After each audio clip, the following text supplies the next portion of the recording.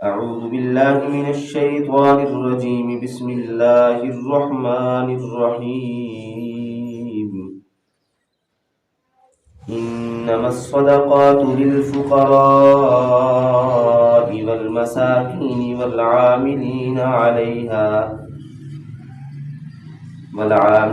عليها والمؤلفة قلوبهم وفي الرقاب والغارمين وفي سبيل الله وابن السبيل فريضة من الله والله عليم حكيم. صدق مولانا العظيم وبلغنا رسوله النبي الأمي الصادق الوعد الأمين، ونحن على ذلك لمن الشاهدين والشاكرين، والحمد لله رب العالمين.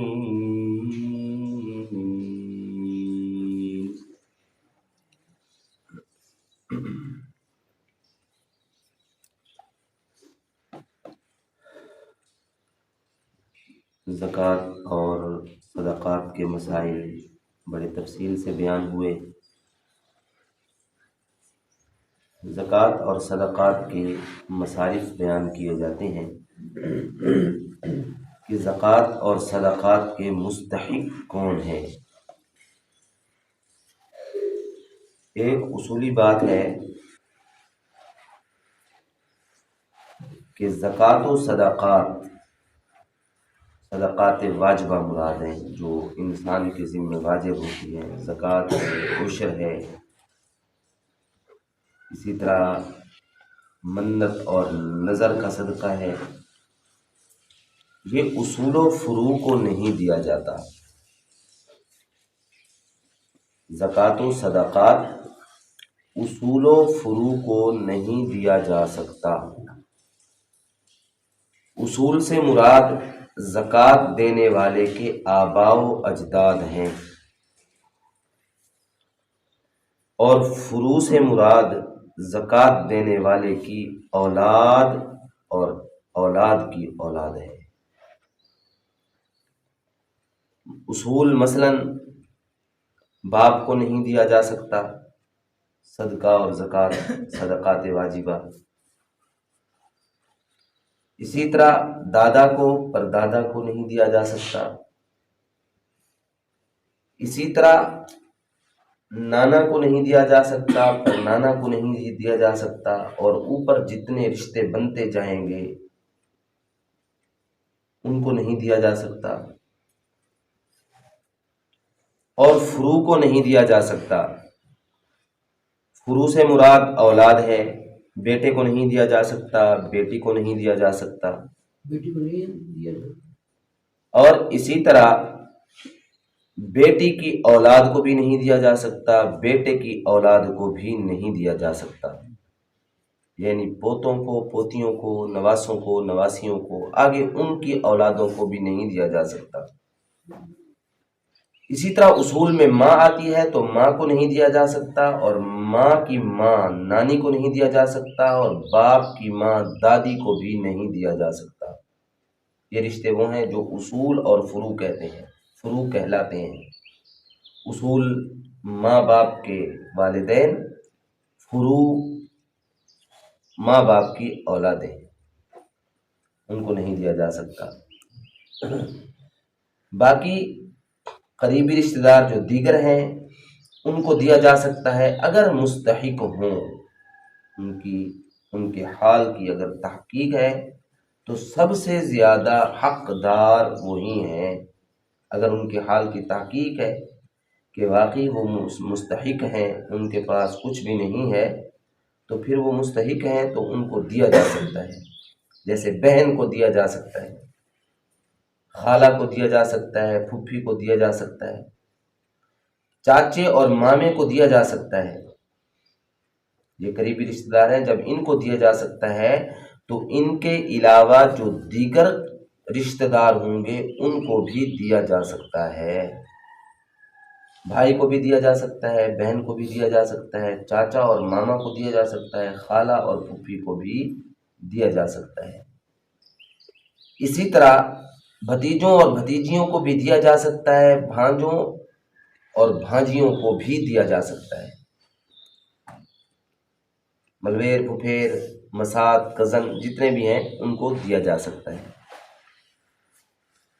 البتہ قرآن مجید نے جو تفصیل بیان فرمائی ہے، قرآن مجید کہتا ہے کہ تمہارے صدقات اور زکوٰۃ کے جو مستحق ہیں وہ فقراء اور مساکین ہیں، کہ جو واقعی مستحق ہوں، جن کے پاس اتنی دولت نہ ہو کہ وہ خود زکوٰۃ دینے کے قابل ہوں۔ اور بسا اوقات ایسا ہوتا ہے دکھنے میں تو آدمی وہ مستحق لگتا ہے، لیکن جب حال کی حقیقت پوچھی جاتی ہے اور حقیقت حال کی تحقیق کی جاتی ہے تو پھر کچھ نہ کچھ ان کے پاس ایسی قیمتی چیزیں ہوتی ہیں جن سے ان کو زکوٰۃ دینے سے زکوٰۃ ادا نہیں ہوتی۔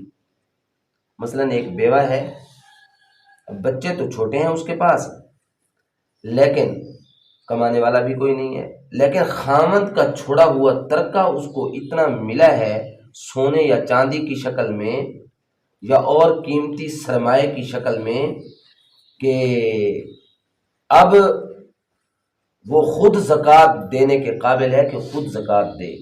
مثلا 1 تولہ سونا اس کے پاس موجود ہے صرف، اب بظاہر تو سونا ہے، اس کے پاس پیسے تو کوئی نہیں ہے، سونا موجود ہے، تو اس سونے کی وجہ سے اس کو زکوٰۃ دینے سے زکوٰۃ ادا نہیں ہوگی، کیونکہ 1 تولہ سونا اور اس کے ساتھ تھوڑا بہت کچھ اور وہ رکھتی ہو زائد اثر و سامان یا 5-10 روپے، بلکہ مارکیٹ میں تو 1 روپے کی بھی حیثیت ہے، اگر 1 روپیہ بھی ہوگا تو پھر اس کی سونے کی جو مالیت بنتی ہے وہ 52.5 تولہ چاندی سے زیادہ بنتی ہے، لہٰذا اس کو زکوٰۃ دینے سے زکوٰۃ ادا نہیں ہوگی۔ اسی طرح صدقات واجبہ جو ہیں، صدقۃ الفطر ہے، فطرانہ، یہ بھی دینے سے وہ ادا نہیں ہوگا۔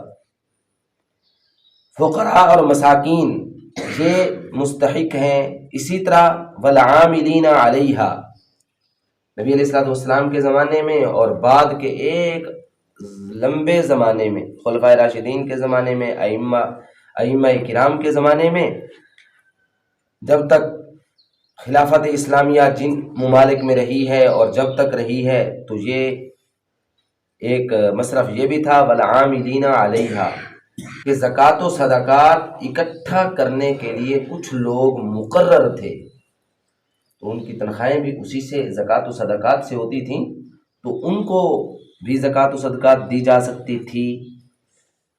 اور اسی طرح قیدیوں کی گردن چھڑانے میں معاونت کرنے میں بھی دی جا سکتی ہے، اور اسی طرح مجاہدین کو بھی دی جا سکتی ہے جو میدان جہاد میں، میدان کارزار میں، میدان عمل میں موجود ہوں اور کفر کے خلاف برسر پیکار ہوں، اور مسافر فی سبیل اللہ کو بھی دی جا سکتی ہے۔ مسافر فی سبیل اللہ، یا کوئی بھی مسافر ہے جو ضرورت مند ہے اس کو دی جا سکتی ہے، تو جو مسافر فی سبیل اللہ ہے اس کو تو بطریق اولا دی جا سکتی ہے۔ اس سے مراد وہ مدارس اور ان مدارس میں پڑھنے والے مسافر طلبہ ہیں جن کی دینی اور دنیاوی ضروریات مدرسہ پوری کرتا ہے۔ مدارس میں دینے سے بہت سے فوائد حاصل ہوتے ہیں، جہاں اپنی زکوٰۃ اور صدقہ وہ ادا ہو جاتا ہے، وہیں پہ ایک فائدہ یہ حاصل ہوتا ہے کہ دین کی نصرت اور اعانت ہوتی ہے، کہ دین کے طلبہ کو دی جاتی ہے، دین کے طالب علم کو اور قرآن مجید پڑھنے والے کو اور دین سیکھنے والے اور سکھانے والے مدارس میں جو دی جاتی ہے وہاں دین کی اعانت اور نصرت ہوتی ہے، مدد ہوتی ہے۔ اور ایک فائدہ یہ بھی حاصل ہوتا ہے کہ دین کے مدرسے میں دینے سے صدقہ جاریہ بن جاتا ہے، صدقہ جاریہ، اس لیے کہ دین کا مدرسہ جب تک چلتا رہے گا اس وقت تک آپ کو، اگرچہ آپ نے دیا تو اپنی زکوٰۃ اور صدقات ہے، کوئی احسان نہیں کیا، لیکن چونکہ دین کا مدرسہ ایک عرصہ تک چلتا رہے گا اور قیامت تک شاد و آباد رہے گا، تو آپ کے دیے ہوئے مال سے جو مدرسہ چل رہا ہے اس کا ثواب آپ کو برابر ملتا رہے گا، حتیٰ کہ اگر آپ مر بھی جائیں تو مرنے کے بعد بھی وہ ثواب جاری رہے گا۔ یہ صدقہ جاریہ ہے۔ اسی طرح جس طالب العلم پر آپ کا دیا ہوا صدقہ خیرات اور زکوٰۃ لگی اور وہ دین کی خدمت میں مصروف رہا جب تک رہا، پھر آگے اس کے شاگرد، پھر اس کے شاگردوں کے شاگرد، یہ سلسلہ بھی قیامت تک جاری و ساری رہنے والا ہے۔ کیونکہ ہم نے دیکھا ہے ہمارے اساتذہ کرام وہ اس دنیا میں نہ رہے، انہوں نے اپنے شاگردوں کو پڑھایا، انہوں نے آگے اپنے شاگردوں کو پڑھایا، پھر ہم تک پہنچا، ہم آگے پھیلا رہے ہیں۔ اسی طرح موجودہ دینی مدارس میں پڑھانے والے وہ دین کی خدمت آگے پہنچا رہے ہیں، تو یہ اور پھر بعد میں آنے والے شاگرد وہ آگے پھر پہنچاتے رہیں گے، اور یہ سلسلہ بھی قیامت تک قائم و دائم رہے گا۔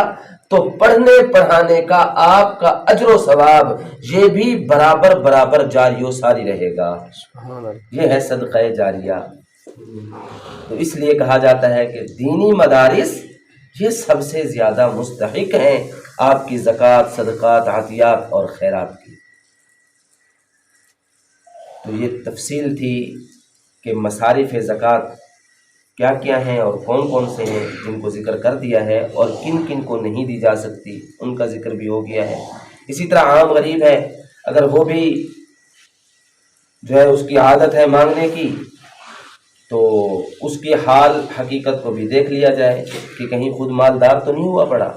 عموماً یہ جو روایتی مانگنے والے ہوتے ہیں نا، ان کے پاس بہت کچھ ہوتا ہے، یہ سرمایہ دار ہوتے ہیں، ان کے پاس پیسہ موجود ہوتا ہے، تو ان کو پھر نہیں دیا جا سکتا، ان کے دینے سے زکوٰۃ ادا نہیں ہوگی۔